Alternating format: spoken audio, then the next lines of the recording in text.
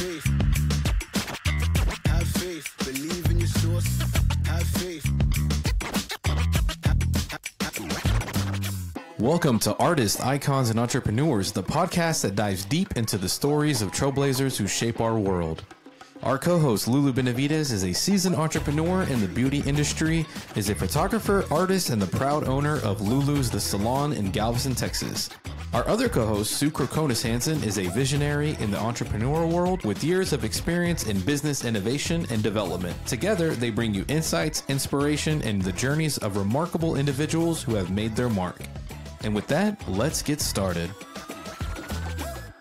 Sharon Blaine is one of the most acclaimed hairdressers and educators globally today. For more than 5 decades, she has honed her craft, perfected her skills, and shared her unrivaled knowledge with thousands of hairdressers worldwide through workshops, seminars, online platforms, and her highly acclaimed boot camps. Sharon's innovative and unique education programs cover the entire spectrum of long hair expertise, from stunning bridal and celebrity red carpet hairstyling to editorial and avant-garde dressing. She is recognized for her exceptional creativity through stunning photographic imagery published worldwide and has received numerous prestigious accolades and achievements. These include winning Hair Expo Australia's Educator of the Year award and an unprecedented 5 times, and being honored twice as a recipient of the Hair Expo Australian Hall of Fame. Globally, Sharon has been recognized at the International AIPP Awards for her stunning photographic collections and her skills as a highly successful business owner at the Global Salon Business Awards. In 2022, her outstanding service to the industry was honored with a Medal of the Order of Australia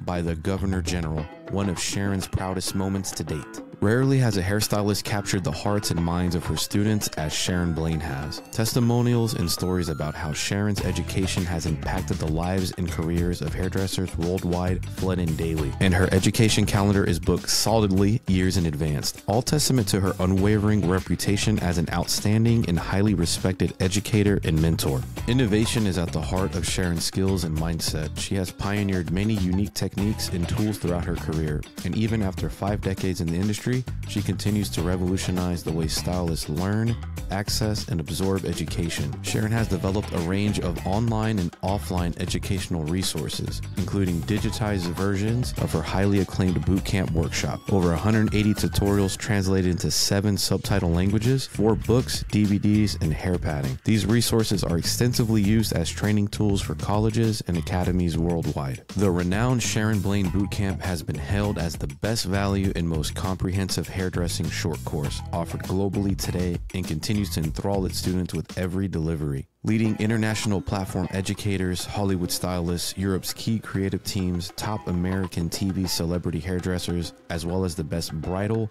makeup, and session stylists in the business have all experienced the bootcamp phenomenon and loudly praised the content, professionalism, and creativity of this unique educational experience. If that wasn't enough, Sharon's dedication to the future of the industry has resulted in a brand new education offering aimed at reimagining Australia's hair apprenticeships and advanced training certificates. Known as The Craft, it elevates formal qualifications to new heights with its first ever coalition of respected global masters sharing their finest skills with the stylists who will propel this industry forward for years to come. Sharon Blaine is undoubtedly one of hairdressing's most recognized and esteemed icons. Respect and longevity set her apart, along with her desire to leave a legacy that continues to ignite passion within the hearts of our future generations for years to come. Some notable awards are the Medal of the Order of Australia 2022, 2024 International Hair Legend Awards winner, Educator of the Year AHFA 2023, winner Business Educator of the Year Individual AHIA 2023,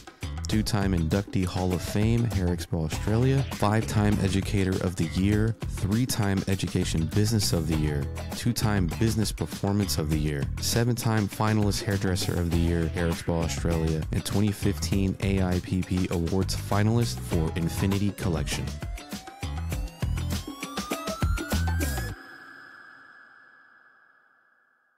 Welcome to Artists, Icons, and Entrepreneurs. Another episode. Oh my God. And this time all the way from Australia. Can you believe that? So it's a day ahead of us. So yeah. I'm here with my co-host, Krokonis Hanson. And together we're going to be interviewing Sharon Blaine. Sharon is a wealth of information. Oh my God, I can't believe that we actually got her to consider us for to interview her. So Sharon, how are you? Oh, Lulu, I'm absolutely fine. I'm absolutely fine. It's around 8 in the morning here, and I believe it's around 6 for you the night before, which is always very strange to get your head around, isn't it? Yes. I kept Googling it and trying to make sure that I got the right timing. And one of the guys that does the reading of your bio, his name is Jonathan, and he says, just have a whirl of clocks in front of you the whole time, and then you know what time zone they're in. And so, oh God, more stuff. More stuff. So I've had the pleasure of taking some of your classes. Yes, you have. In various places, and I am always impressed with the work that you turn out. And I think we did a class in New York where a photographer was there. Yes. And we shot some models. And in the email you sent all the participants, you had also said to come with your own ideas, and you kind of briefed us on everything. So you know me, well, I know myself. I'm always, do all this research. I put it on PowerPoint. I put music behind it, and I was the only one that did that. I know. Yours were, and you know what? As you speak, you remind me of that.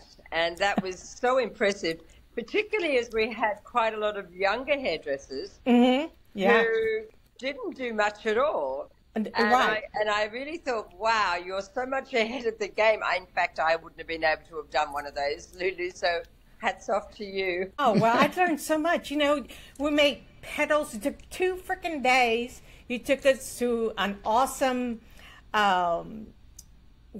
fabric place, and then I showed my children some photographs of that, and they told me, Mother, do you know that dog is very famous, and that whole fabric place is famous in New York? That's where people go to do the runway, the runway? Project Runway. And a lot of the different shows go to that particular fabric store. And I must say, every time I go to New York, without a doubt, that's, instead of going to a famous coffee shop or a restaurant, that's one of my go-to places. Can you elaborate on some of that, or what you've done? Well, that was Moods Fabrics in the Fashion District in New York. And I think there's about 5 floors of it. Yeah. And, it's always been famous for being able to purchase pretty much anything that's been produced in the haberdashery, the fabrics, the different types of textured fabrics and things like that. So, designers, young designers, people who are, sort of studying fashion, that is the go-to place to, not to research, but if you can't find it there, you probably can't find it anywhere. And that would be my opinion. Yeah. Right. Yeah. And I always feel it was a great thing to do, because I think we don't think outside the hair arena when we're creating images. And I love the idea of people realizing that there's so much more than just hair. As long as you make your images look like they're hair-like images, you can use lots of different material to create different, different effects. Yeah. Do you want to say something, Sue? Well, I was just going to say, I've known Lulu since we were both children, and she's gone to a lot of great classes. I have never heard her more pumped up, her creativity more stirred than when she came back from your class. And it just made me excited to interview you. But I, in reading your bio, I had to ask, how does a nice gal from Australia wind up being a worldwide superstar in the area of not only creativity, but education and photography? Oh, look, you're so kind, Sue. Thank you. I started And I've got to say it, I'm going to have to clock up 60 years in the new year of being in this industry, which is pretty wild, considering I started, such a young age. I think the thing that keeps me going is always challenging myself to be better than what I was yesterday. Mm-hmm. So even when I do a collection, I always look at what I've done in the past, and I'm the most critical person of anything that I do. I can find just that one little thing in a hairstyle that I'm thinking that's going to bug me forever. Well, people can't even see it. Yes. But I think probably that's the perfectionist in me. But I love being able to challenge myself with anything at all. I sent, just on a side note, I sent a photo to Ailey, my assistant in Estonia, recently, and it was actually a lamp. And she's one of these girls, we connect so well because we both have this passion for creativity. And I sent this lamp to her and I said, I think you could make this in hair. And that's the way we tend to work. You ideas come from so many different mediums. Mm-hmm, so we're always, and your eyes are always open. And I feel sad for people that don't have the opportunity to see how beautiful our world is and what opportunities are just standing there in front of our faces. But, you can look at something and think, can I make this in hair? And then you sit down and challenge yourself. And I think those challenges are what's kept my longevity and my creativity inspired to do what I've done over these years. So did you start working in a salon, and then was the next step competitions? Tell us a little bit about how. So I started in a salon, and I was fired from my first job after three months.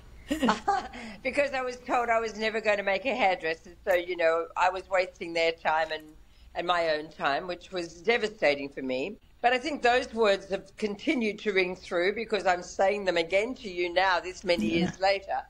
And this woman was not going to think that she had me. I wasn't going to stop. So those were great fighting words for me. Some people may have taken them to heart and gone away and never did what they never followed their passion. But for me, I was going to prove her wrong at every corner. Mm-hmm. So from there on in, I always watched in the country town. It was always very difficult for training. So I never, to be completely honest, I don't have any trade certificates. In Australia, you actually, you need to find a job to be a hairdresser. And you are then signed up for a 4-year apprenticeship. And within that 4 years, you're supposed to go to college for 1 day a week over 2 years. But in the country town, hairdressing was not offered at the local college. And because I was very young, it would have meant that I would have had to travel probably 4 hours on a train to get to the city to do my study.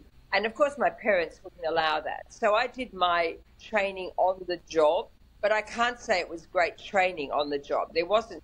Although, in one sense, the only good part about the next job I got was that he was a wig maker. So the very, very early years, I was actually able to see how wigs and wefts were made. And he would do that out the back. And I must say, I actually did a little bit of weft making in my very, very first year of being an apprentice. But I married very young, so I left that job and married at 19. And then my husband at the time, we moved away from the town that we were in. And it was very difficult to get a job, and it took me 7 years to get my hair license. So you sit for an exam when you think after 4 years, you sit for that exam and they either pass you or fail you. It took 7 years to get that license. And but I worked in a country town, many country towns in our early marriage times. And, no one trained very well, so I took myself off to London. I actually asked my dad for a loan. So he gave me $10,000, and I promised I wouldn't lose it. And I bought a little rundown salon and decided to go to Sassoon's. So after I bought the salon and I started to get a little bit of money behind me, I then went off to London and studied continuously for many, many years. I would go, this was sort of my pilgrimage on an annual basis to Sassoon's. So although I'm very renowned for my styling and my creativity, I would actually say my cutting skills back then, not as much now, were probably pretty much top of the range as well. Yeah. So I then decided that I really loved teaching. And I think with the teaching comes a lot of learning. So obviously I continued to learn. I learned to be a good teacher. but I love competition. So competition was my big thing in my early career. And I started to compete in local competitions and actually won my way, believe it or not, to compete in the World Supreme in New York at the beauty show, the New York Beauty Show at Jacket Jovit Center. So I came all the way from Australia with my little model, and we competed there. And I think I got like ninth. And I continued to compete, and I continued to come back to New York to compete in that competition. And I also won my right to compete in the European Championship. So I've done very well then. Oh my God. Like that. We love dogs on the show. Well, this is my dog. This is live. Oh. But yes, so my competition days, I got to work with Anne Bray. So I decided I wanted to be better and greater at competitions. And Anne and Gary was alive at the time, and I came into Huntsville, Alabama, I think on 3 different occasions. I actually had to take a bank loan to come pay, and I was so proud, and I always loved Anne, and still to this very day have a very close connection with Anne. But I think she was the one that put me on my track of doing good, classical, technical hairdressing. Right. And I think being very strong in my technical skills, it was very sought after, the skills that I had, and people wanted to learn. So we started in Australia with education, and I devised a class called boot camp. And I was only talking about it the other day because I decided that at that time that I couldn't teach people what I wanted to teach them in a couple of days. I felt everybody walked away excited with what they learned. But I walked away feeling like I hadn't done enough. And I thought if I could have people in a room for 4 or 5 days, I feel like I could actually give them pretty much everything that they needed to know to get on the road. So I devised a boot camp. And, 70 boot camps later have been, I have done them around the world. So obviously when we did the first boot camp, we had it videoed. We did it. I did so much work. Oh, my God. I think 6 months I practiced to train. And I wanted to teach people the basic skills from the very beginning to what it took to be a good, strong stylist. And I honestly tweaked it as we went, but it ended up being, so the last boot camp I did was in New York, 2023, and that was, we had a double back-to-back boot camp there. And we ended up with, I think, something like 40 in each class over 2 weeks. Wow. And they traveled from all around the world. We just attracted so many people. I think people just thought if they didn't do boot camp with me, they hadn't done their time. Yeah. And believe me, I wondered after the event whether they actually wish they hadn't have, because they were seriously knocked into shape. Yeah. But when I got on that plane to come home, I thought I have nothing left in the tank. I felt like my tank had run dry, but the success of that was just phenomenal. And I just love to see people learn. I think too much in education today, people are afraid to share everything they know, because I think they feel that if I share too much, these people will be better than me and I won't have a day job. But I look at it this way. I've been at it for this many years. You're going to have to go for this long to actually get that good. It's not an overnight success, believe me. Yeah, and it takes a lot of practice.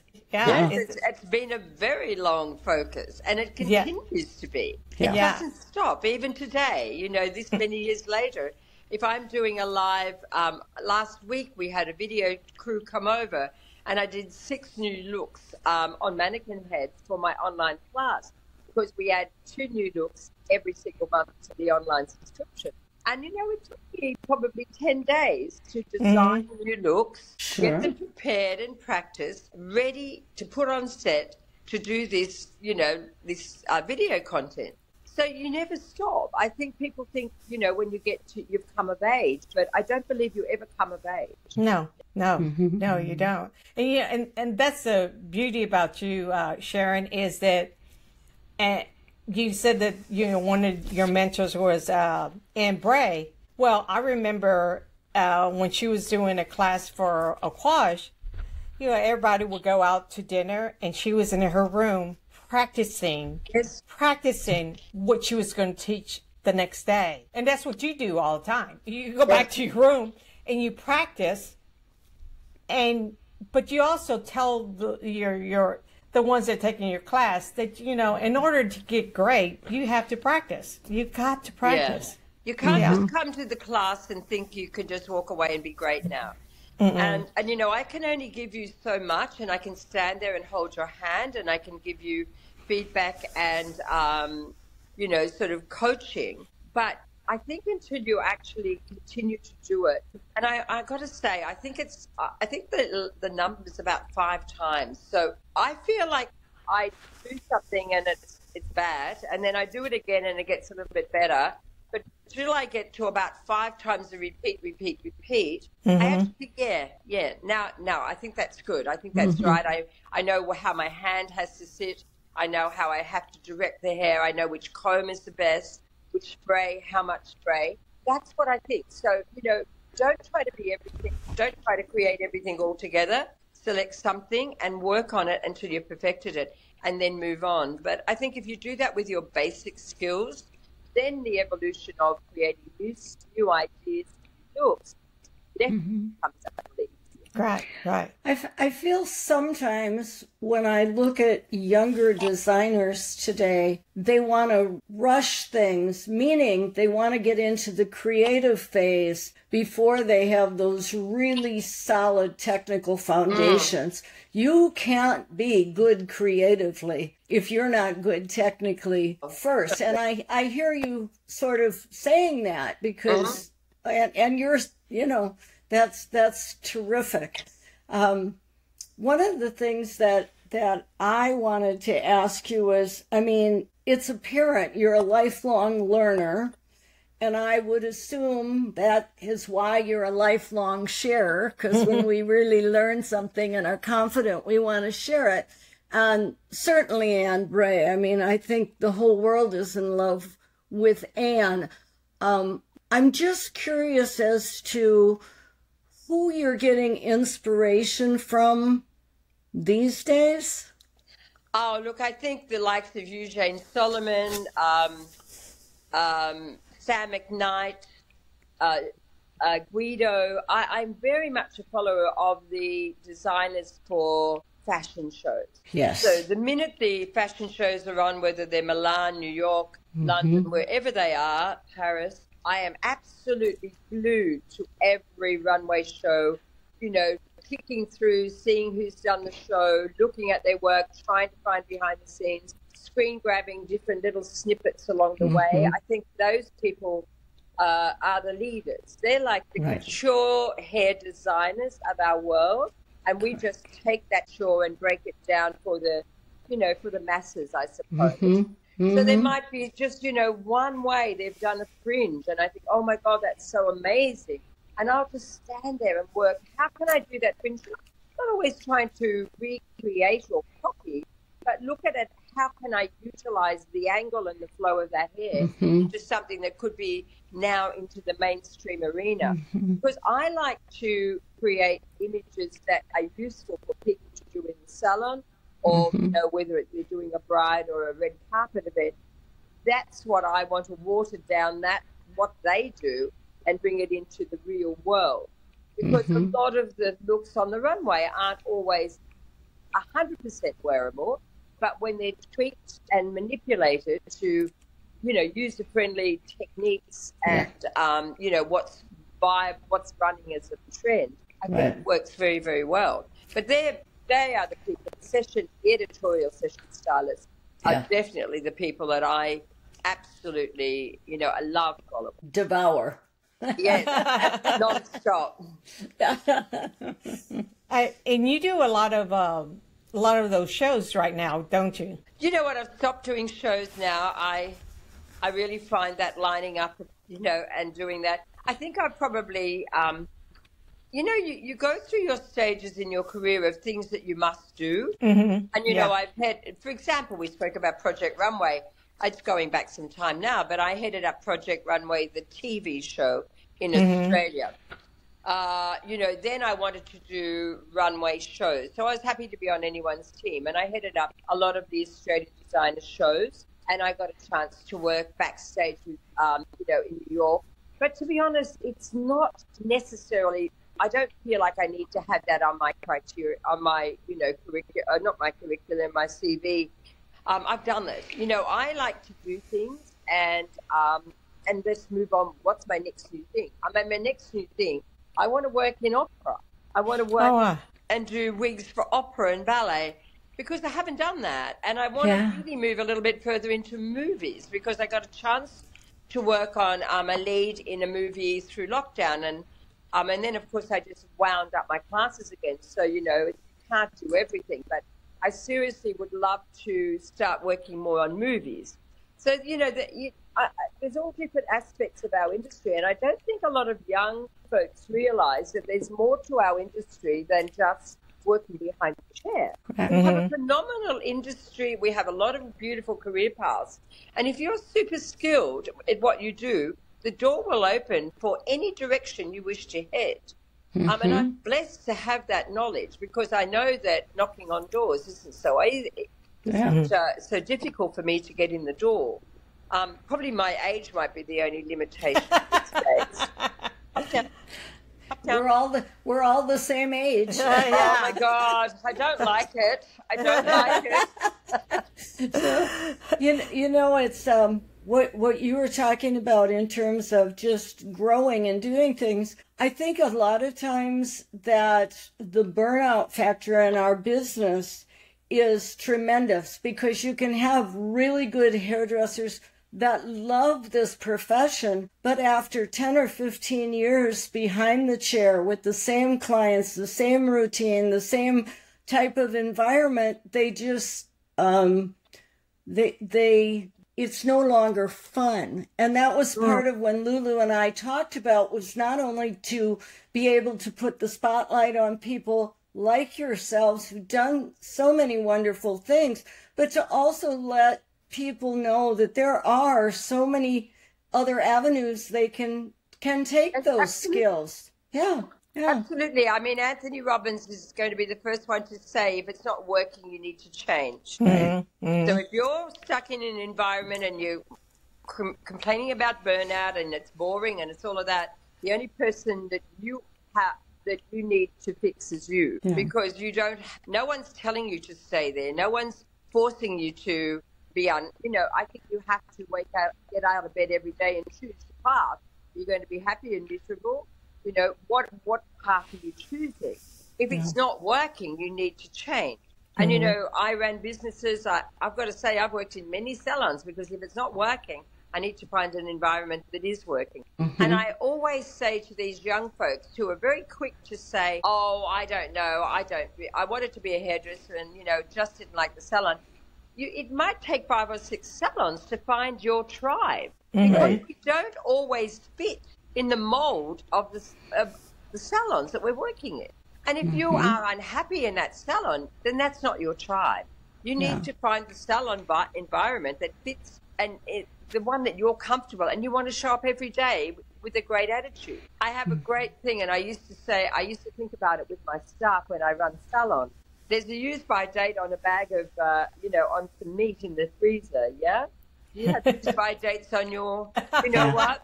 And there's a use-by date on a lot of hairdressers that sit in those salons day after day, whinging and moaning, but they know nothing about freshening themselves up. Right. So, even salon owners are holding on to people that are not doing their salons any good by having them in the team. Yeah. So we are responsible for our own destiny. It's not nobody else turns the lights on. We have to turn our own lights on. And I guess I'm a bit of an old philosopher in many ways on that respect. But I don't like when people say, "Oh, I'm burnt out," or "I'm tired," or "I just can't do this," and I'm thinking, "Oh my God, I just put your big girl pants on, tuck it up, and get out there." That's so true because you constantly learning new techniques, new ways of doing things. And I take, for instance, yesterday, I did a photo shoot. I think I'm a photographer. So, this guy calls me up that I shoot with. So we did a freaking photo shoot. I Good do on the you. hair. I Yeah. do the hair. I don't do the makeup because I let her do the makeup because nobody wants to come and play with me. I play by myself. So anyway, so the photographer is my daughter's photographer. He's a wedding photographer, but he likes to shoot with me because we both get creative. And so I Yes. did this braiding, a freaking braid, you know? And then I saw that Allie Puss is braiding hair after what I saw. And then it just clicked on me. I go, oh my God, I could do so much braiding. Anyway, I just put 2 pigtails on her. I got some monofiber hair, and I did that. So I'm constantly, like you and like Sue, and we're what, 70 years old, and we're constantly learning. Yeah. We're freaking busy. We're so busy. And I don't know if you know this, Sharon, but Sue owns a company for people that have hair loss, and also she's coming out with a new hair topper too for people with hair loss. So you know that's an avenue. I love hair toppers. They're fabulous. Yeah. Our big thing was to design a system that women could wear for 5 to 6 weeks at a time, day or night, without causing any damage to the hair that they had. And it became a passion of mine. You know, it was like the 5th stage of my hairdressing life because I've done different things. But I want to pick up on this note. Because we're laughing and kidding about our age. But in a way, I want to put a challenge out there to those people in the beauty industry younger than us, because I think we were a pretty gutsy group of people. Sharon, you were going to Sassoon. Lulu and I were traveling everywhere we could go. And today, I feel like a lot of young people are afraid to put themselves out there. They want to take a class online, but to have to travel out of town or be in a class with people they don't know or pay money to take a class from somebody don't know, they're kind of timid about it. They're afraid. They're afraid that I believe they're afraid that they will show up as their lack of skill. And of course, in this, the younger people are so switched on to the social media and the influences that are influencing them. But, you know, the one thing I'm going to just keep saying this, and I know I'm probably going to get shot down, influencers are not educators. Sometimes they're not even hairdressers. Well, that's correct. That's correct as well. But when you look at the arena of hairdressers or people that are doing posts on Instagram or YouTube, or TikTok, for example, that are showing hair, they're showing it's like a performance to them. It's a set performance. So they're showing you what they need to see. And unfortunately, these young people are caught up in that, and they don't see the real facts behind the color. That 1 minute was black, and the next minute it's, beautiful shades of gray or a beautiful blonde, and they don't see the process that it went through. So I think they think there's a quick way of doing things, and I think that's they want it now. They don't want to wait. They don't want to have to earn it. Also, I think I think COVID forced us to really consider online education as being the way to do it.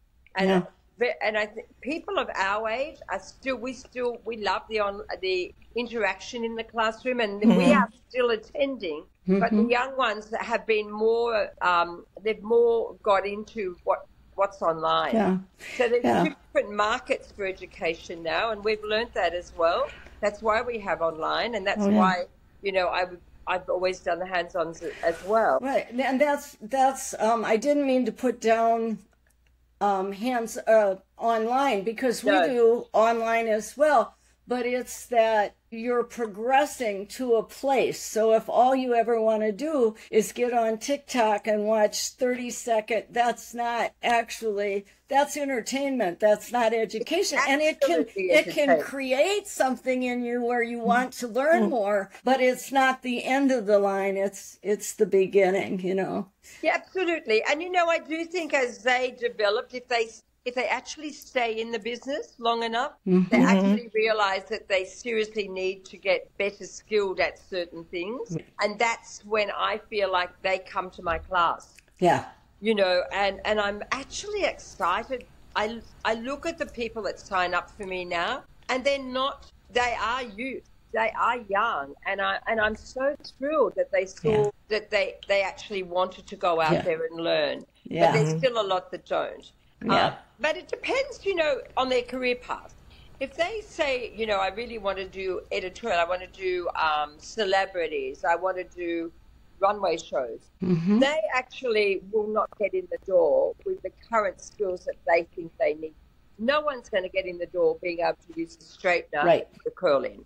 Right. It is so much more than a straightener with a curl. So if you don't know anything past that way of manipulating the hair and getting movement, then you're not going to get much further. So you do need to take classes, and you really probably need to, if we have any newbies in college here, just don't hoo-ha the rollers when they're teaching you that in your class, because although you don't think it is something you need to know, if you have a great vision for your future, it will be something that you'll be throwing at. You'll be throwing that job to do somewhere along the line. If you're looking at movies and you're going to work on wigs, you're going to have to do sets. You're going to have to learn how to create this type of hair and how to use those tools. So you may think it's old-fashioned, but it has a place in our industry, and will continue to have a place moving forward. You're so true. You know, you got to have that foundation in order to move forward. And if you don't have the foundation, you can't. There's no way that you can move forward. And you're left-handed, aren't you? I certainly am. My right hand is only for show. Although I must say, when I broke my right hand, everyone was saying, "Thank God you're left-handed." Yeah. But let me tell you, I do need both. Yeah. Oh my God. Well, and you know, just thinking about I think again, a stylist is not going to go from being a good salon stylist to being a red carpet stylist. But you might start by doing more creative bridal work, and then doing more photography with bridal work. And you know, I think that there's just so much that is out there. And I always say, find out who's doing it the best and learn from them. Why do you want to go to a class that's cheaper or somebody that's nearer? No, find the best and go to them. And absolutely, that would be you, Sharon. Oh, look, I don't know how many more of Sharon's classes you're going to be able to attend. I don't think anyone understands the back end of doing a class. Believe me, traveling with 90 kilos of luggage is no fun, particularly at this stage. Yeah. But look, I'm so blessed to have really taught some, individuals throughout my time that have gone on to be unbelievable in their field of bridal or red carpet. You know, I can name so many of these people that have attended my class and driven themselves to be the best, and they're now offering classes. So I love to see that my students are now the teacher. So I feel like I've left a really great legacy of my skills along the way, and obviously as long as I can continue to do so, that will be something I will do. But I think that's what I want to call ourselves a matriarch, but that's very daunting and old-fashioned. But, we must leave a legacy. We must hand on our skills to the next generation. And yes, some are going to be open to receiving them, but some of them won't. But those that receive them, hopefully they will then continue to pass through to generations. Because if we don't continue to pass our skills on, our skills die with us, but our industry never grows. Right. Our industry is what is so important to me, the heart of our industry, and we don't get a good rap as hairdressers. No. Our salons, there's some very, very successful salons, but overall, if anyone's going to dish out on on anyone on social media, it's going to be hairdressers, isn't it? Right. Yeah. That's so true. That's so true. I think the last class I attended with you was around, it just happened, COVID happened. It was in January. It was in January. I went to your class in L.A. or right outside of L.A. Yes. And then Then we went COVID to hit New in York. March. Yes, then we went to New York. And actually, before New York even opened, the Academy, the Moroccan Oil, who are hosting our event, said we actually are getting a directive from International that we're going to have to close the Academy. But I had the class. So I got this on the Friday and I think, oh my God, we've got a class in New York on the Sunday. What's going to happen? But anyhow, they actually closed the Academy the day I walked away after that. And also, it's quite a crazy story. I mean, we all have a COVID story to tell. But then we went on to Salt Lake City and we set up the following weekend on the Sunday and everything was being locked down there. And my niece on the Saturday night, so we set up on Saturday for the event on the Sunday. My niece on the Saturday night, who's in travel, sent me a ticket overnight. So when I woke up to do the class in the morning, she said, here's your ticket. You need to get to Dallas now. This is the only flight I can get you on before the borders close. Oh my God. So I never even did the Salt Lake City class. Oh, my. I had to leave, and then we were locked down for 2 years in Australia. For 2 years? Yes. 2 years, we could not do an international flight without government approval. Wow.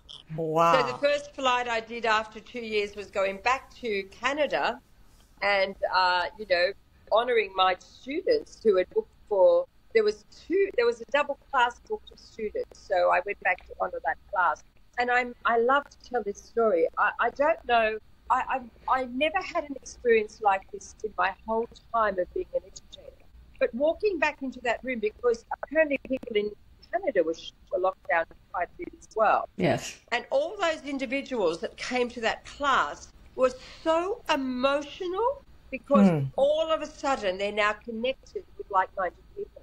And I could not hold down the emotion of actually being in a class with people again. I didn't realize how much students validated me and my work.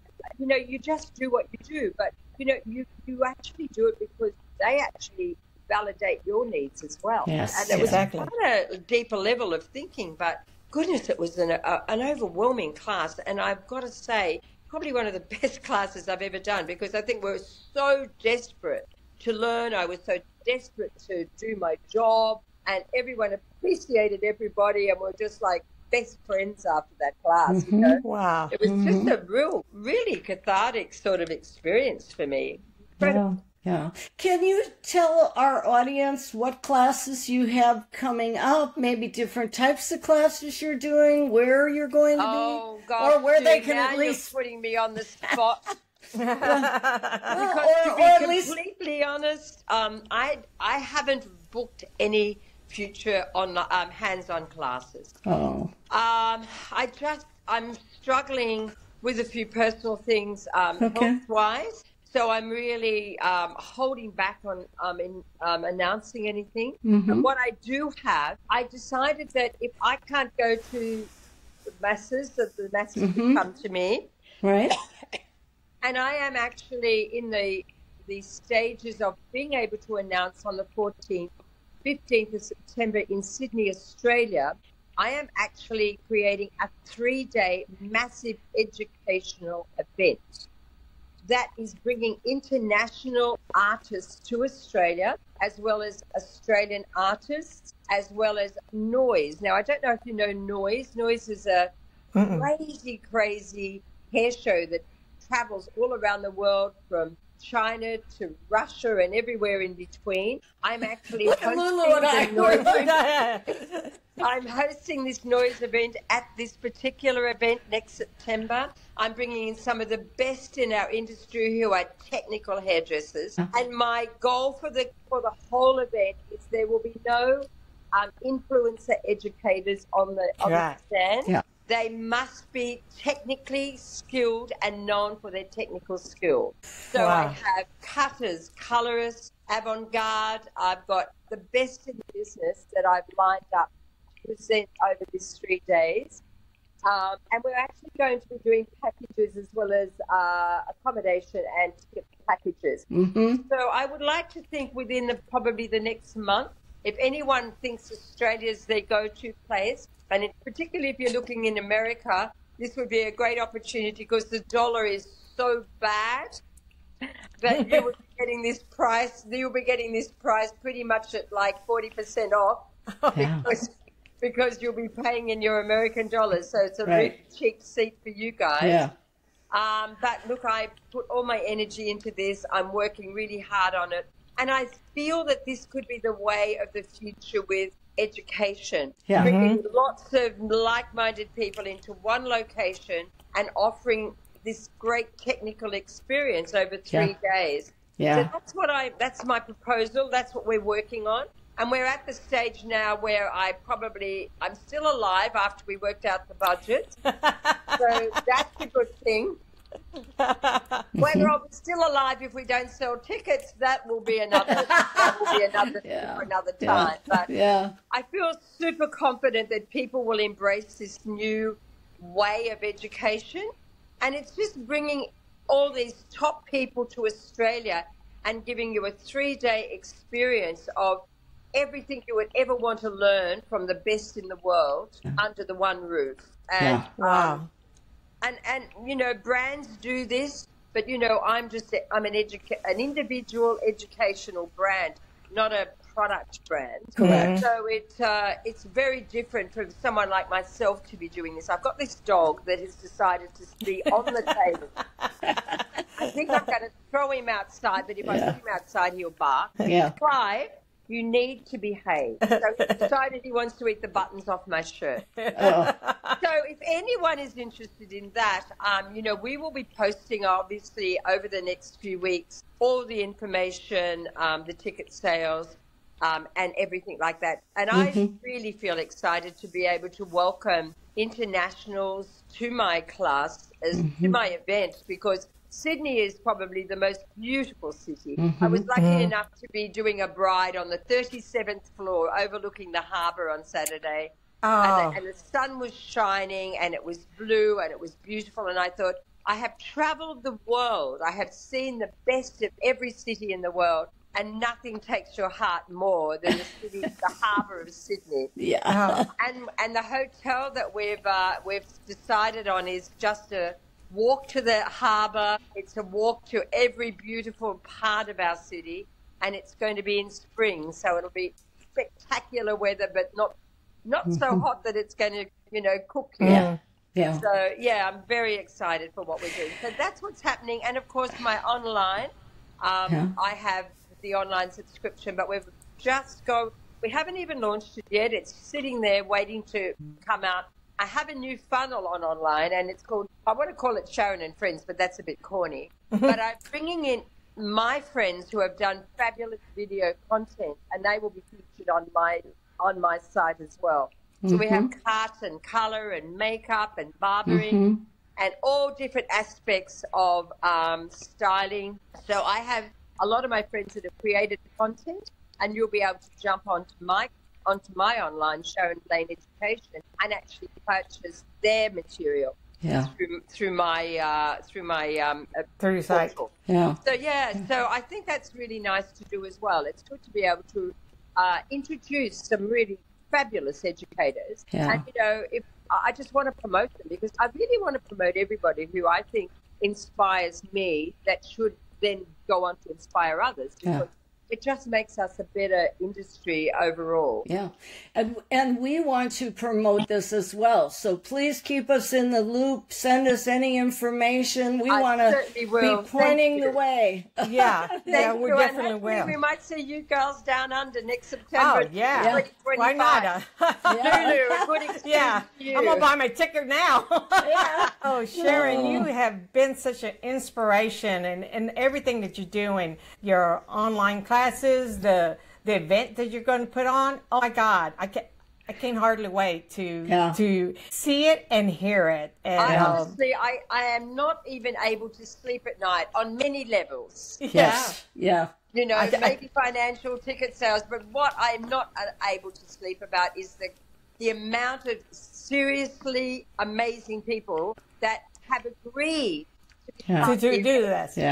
And I think, oh my God, I picked up the phone to all these dream people that I want, and they've all said yes. Like, wow, you know. And I've already now started to get my wish list for the following year. So, Oh. I would like to think it might be something like an annual event. Yes, Yeah. yes. God loves an That's- optimist, Sharon. Yes, and you are you know definitely what? that. I'm always going to be like that. So where can people find you? On SharonBlaineEducation.com. Okay. Or SharonBlaine.com. So either, you can head either direction there because I think you'll find me there. And you'll find, obviously, the online there. You'll find our shop. And that's also, we will have the link to the hair event. We were just today, we'll be getting the first sort of graphics coming through for the design. You know, I'm dying to see what the graphic company comes up with from the design aspects because that's very important for us to have design. And today we're obviously working on sponsorship as well. So, yes, corporate sponsorship. I know nothing about it. And one of my colleagues on the weekend said, Sharon, you just have to pick up the phone to these people. They'll give you money. I said, I might be able to pick up the phone, but I don't know if I could ask them for money. How much money are you asking for? Yeah, a truckload, thank you. Right.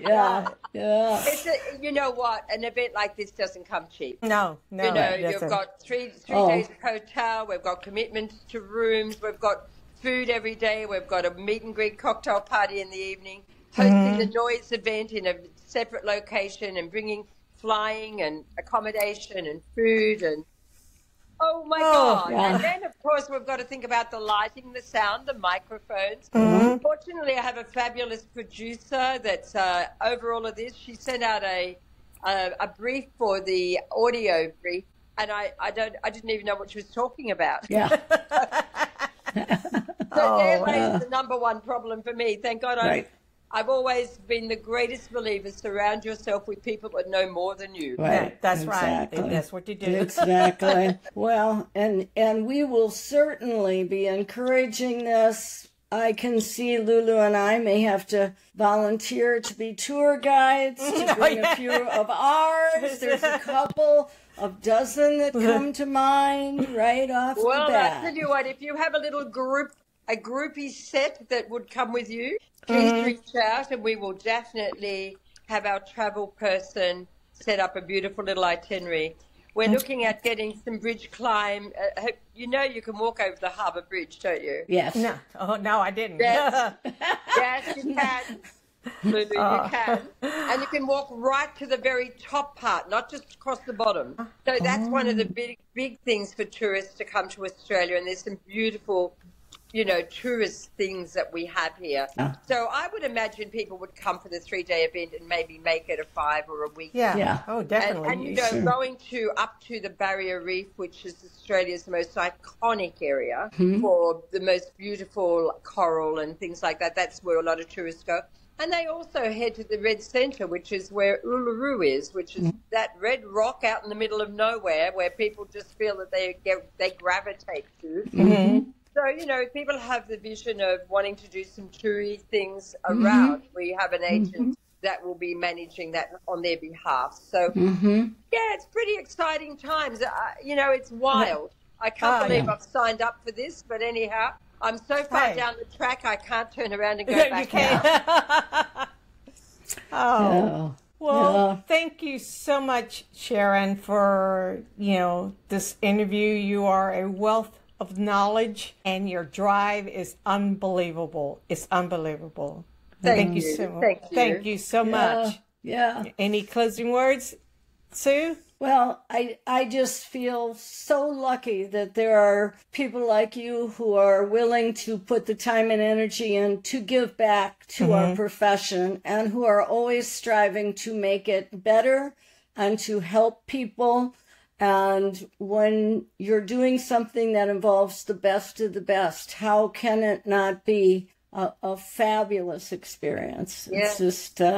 It's been absolutely great to talk to you. Lulu, your smile is infectious. Oh, thank you. I always loved you in class, and I remember so many times we've sat down and chatted about so many things, and it was just such a privilege for you to invite me on. And, I think the one thing that, as I said, us as the elders of the industry, if we don't give back, who will? So we have to encourage that through the generations. Yes. Make our industry strong and great, and keep it great. Yes. Exactly. Otherwise, it's a role we play. And I think if one realizes that role is giving back, then there is no reason why we won't be sustainable for many, many, many years to come. Many years to come. Thank you so much. Thanks, Thanks, Sharon. See you in Australia. Yeah. Wow, what an episode. That wraps up another exciting edition of Artists, Icons, and Entrepreneurs. Thank you so much for joining us. We hope you're leaving inspired and ready to chase your dreams. Don't forget to follow us on social media and subscribe to our podcast so you never miss an episode over at youtube.com/artists, icons, entrepreneurs, as well as Facebook at Lulu Benavidez, on IG at Lulu Benavidez, at Evolve Hair Solutions as well. And don't forget to visit our website at lulubenavidez.com and evolvehairsolutions.com to stay updated. Until next time, keep dreaming big, creating boldly, and making your mark on the world. Thanks for listening, and take care, everyone.